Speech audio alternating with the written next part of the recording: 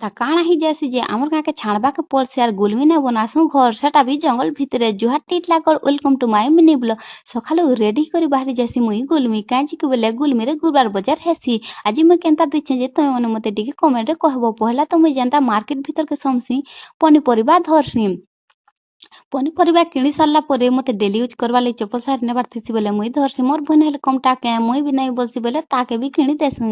ଦୁଇ ଜଣର୍ ପଏସା ଦେଇ ସାର୍ଲାକେ ସବୁ ସାମାନ୍ ପତର୍ ଗାଡ଼ିନେ ରଖିଦେସୁଁ।